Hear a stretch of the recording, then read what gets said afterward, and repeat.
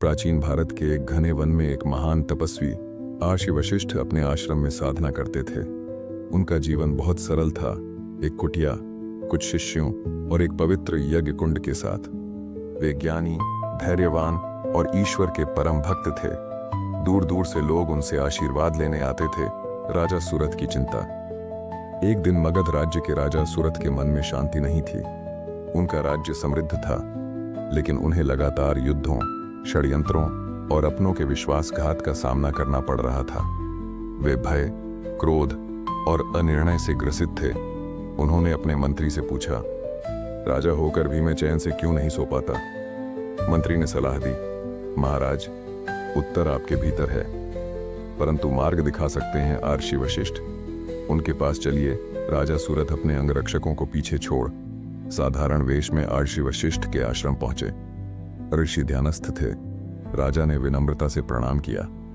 ऋषि ने अपनी आंखें खोली और कहा, हे राजन, चिंता तुम्हारे मस्तिष्क में है, आत्मा में नहीं।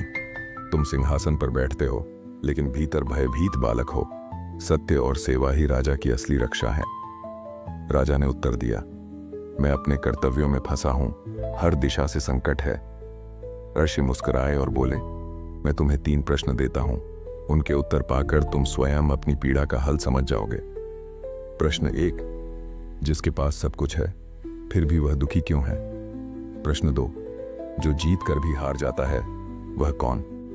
प्रश्न 3, राजा की सबसे बड़ी शक्ति क्या है? राजा उत्तर नहीं दे सके। आर्षि बोले, उत्तर पाने के लिए 3 दिन आश्रम में रहो और एक ब्राह्मण, एक किसान और एक सैनिक से मिलो।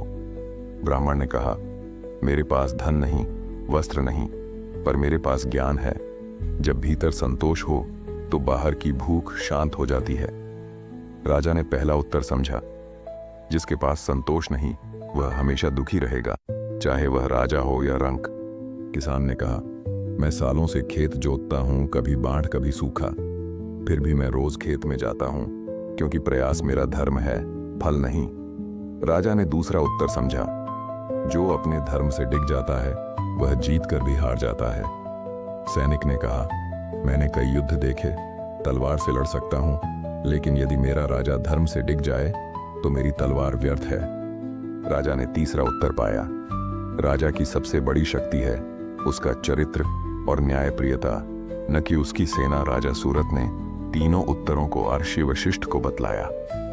ऋषि मुस्कुराए, अब तुम जान चुके हो, संतोष ही सबसे बड़ा धन है। धर्म से विचलित व्यक्ति सच्ची हार पाता है, चरित्र ही राजा की सबसे बड़ी ढाल है। राजा सूरत ने राज्य लौटकर अपने जीवन में बड़ा परिवर्तन किया। अब वे अधिक न्यायपूर्ण, धैर्यवान और प्रजाहितैषी बन गए। उन्होंने भोग के बजाय सेवा को चुना। जनता उन्हें धर्म सूरत कहने। आर्षि का ज्ञान केवल जंगलों में सीमित नहीं होता, वह जीवन की हर गुत्थी को सुलझाने की शक्ति रखता है। जो राजा ज्ञान, संतोष और धर्म को अपनाए वही सच्चा सम्राट होता है।